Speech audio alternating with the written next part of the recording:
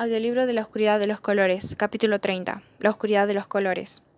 Alejandro vivió 48 años más y no pasó un solo día sin preguntarse por Máximo, Amira, Demian y Dimitri.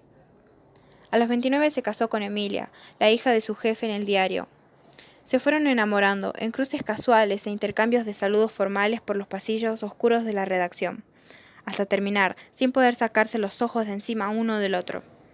Alejandro todavía estaba superando la conmoción de haber descubierto su verdadera historia, que por momentos le caía sobre los hombros como una carga insoportable hasta asfixiarlo. Y cuando conoció a Emilia, tan simpática, tan normal, fue como encontrar la contracara perfecta de Amira. Encontró en su rostro algo que entendía, unos brazos en los que refugiarse, alguien en quien confiar. 3 años después de casados, fueron padres de una niña, María Eugenia. 5 años después, repitieron la experiencia y nació esta vez un varón al que llamaron Juan Carlos.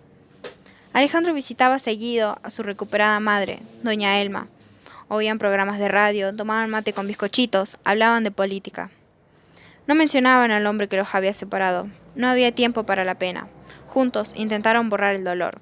Se concentraron en un presente de nietos, risas y tardes de sol. Luego de que Alejandro bajara el revólver y le perdonara la vida, Andrew vivió 2 años más. Alejandro no lo mató, pero tampoco se preocupó más por él. Lo dejó con sus fantasmas y no volvió a visitarlo. Solo lo veía por las noches, en pesadillas formadas con las líneas de su rostro arrugado. Supo por la policía que Andrew había muerto. Sufrió un ataque cardíaco en la casa que habían compartido. Alejandro tuvo que hacerse cargo de su entierro y fue el único que asistió. Bajó su cuerpo a la tierra. Andrew, el padre, Andrew el monstruo, había dejado de existir. Llovía, pero Alejandro no se apuró, dejó el cementerio con paso lento. Pasaron años antes de que se animara a contar su historia. La primera en conocerla fue Emilia. Una noche, con ingenuidad de enamorada y sin saber la puerta que estaba por abrir, le pidió a Alejandro que le contara su mayor secreto. La historia contenida comenzó a brotar con abundancia de detalles y sin que pudiera evitarlo. Emilia estuvo a punto de no creerle. Por suerte, Alejandro conservaba todavía los diarios de Andrew. Tener a alguien a quien contarle la verdad le hizo bien, pero no pasaba un día en los que no se preguntara por sus hermanos. Se había acostumbrado a pensar en ellos de esa forma, como sus hermanos. Así los había llamado Amira la última vez que se vieron, cuando decidió salir corriendo de esa casa espantosa, del cuadro gigante de su padre, de esos jóvenes extraños que lo consideraban un igual. Sentía hacia ellos una mezcla de piedad y miedo. Eran víctimas y también asesinos. No había excusas para la muerte de Félix, Joseph, Mary y Brian. Por más que estos fueran cómplices de Andrew y culpables, sus muertes habían sido violentos asesinatos. Comenzó a ir con frecuencia al cine. Esperaba encontrar un día, brillando en la enorme pantalla, el rostro perfecto de Amira. Ese mismo rostro que tanto la había encandilado. En la sala oscura, antes de que la película comenzara. Lo consumían los nervios y la ansiedad. Luego aparecían los cómicos, los cowboys y sus caballos, los galanes de mirada penetrante, otras jóvenes hermosas con otros misterios por resolver. Nunca apareció Amira. Leía con cuidado las noticias que llegaban de Europa, buscaba entre líneas referencias a Máximo o a los otros. Se mantuvo al tanto de lo que sucedía en el mundo del arte, esperando reconocer a Demian en la obra de algún artista de vanguardia. No encontró nada. Cuando estalló la Primera Guerra Mundial y mientras llegaban noticias de batallas, pérdidas y muertes, Alejandro solo podía preguntarse qué estarían haciendo. ¿Seguirá Mira siendo actriz? ¿Máximo continuaría con la hipnosis? ¿Había aprendido Dimitri a comportarse como hombre? ¿Y Demian, el lado más oscuro del experimento? Mejor creer lo que decía la carta. Pasaron 20 años, sus hijos crecieron, la ciudad cambió. Alejandro era un hombre feliz, en la medida en que se puede serlo cualquier hombre. Casi no pensaba en Andrew, pero releía un par de veces al año la carta que Máximo le había mandado. Necesitaba saber qué había pasado con ellos. Decidió viajar a Europa. Durante 6 meses recorrió grandes capitales y pequeños pueblos. Habló con científicos, artistas, periodistas. No encontró nada, ninguna noticia sobre un joven científico con capacidades extraordinarias para la hipnosis, ni sobre una estrella de cine delicada, ni sobre un artista con obras llamativas de violencia, ni sobre un hombre que ocultara ademanes de perro. Volvió con las manos, más que vacías, apretujadas de preguntas. ¿Estaban muertos? ¿Habían abandonado Europa? ¿Para ir a dónde? ¿Habían vuelto a Buenos Aires? ¿Estaban a metros de su casa espiándolo como el pasado? ¿Por qué no había habido más cartas? ¿Por qué Máximo no había vuelto a escribirle? Al comenzar la Segunda Guerra Mundial, dudas más oscuras lo atormentaron. En esta nueva guerra de infinitos horrores, ¿de qué lado estarían sus hermanos? Le resultaba fácil imaginarse a Máximo convertido en jerarca nazi.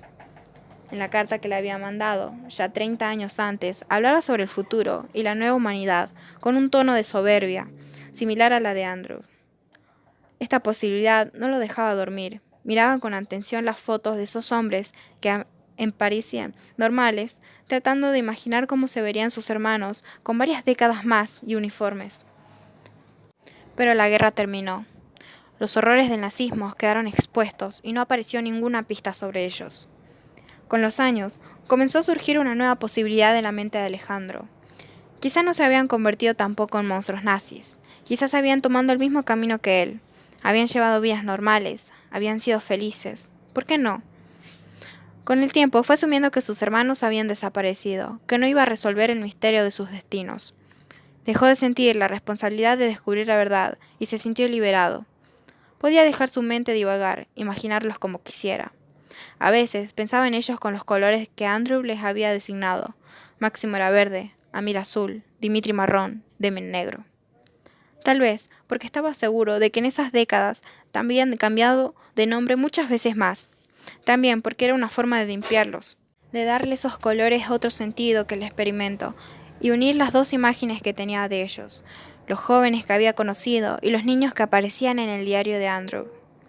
Comenzó a encontrar un sosiego en imaginar para ellos vidas posibles. Verde, Máximo, es profesor en una universidad en Viena. Entra a clase con el pelo revuelto y el traje arrugado.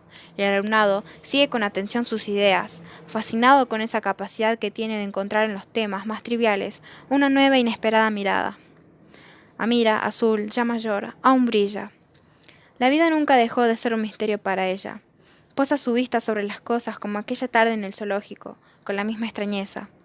Quizás algunas noches frente al mar, remontando la distancia, recuerda a Alejandro. Demian, negro, el asesino, el artista. El pincel recorre la tela y la violencia, esa misma violencia que le obligaron a sentir desde el primer minuto de su vida, que se convierte en otra cosa, se ilumina y ramifica ante sus ojos, un arte de búsqueda interior que no necesita que nadie lo contemple. Dimitri, marrón, va por la calle con las manos en los bolsillos. Se mueve completamente como un hombre. Nadie podría darse cuenta de que alguna vez fue otra cosa. Aún prefiere los exteriores, los parques, las plazas, sentarse en un banco, ver pasar a sus iguales, las personas y los perros. Aun cuando la vida, que todo lo abandona, va dejando también a Alejandro, él agradece lo bueno. Sus 2 hijos, el amor de Emilia, lo visto y lo vivido.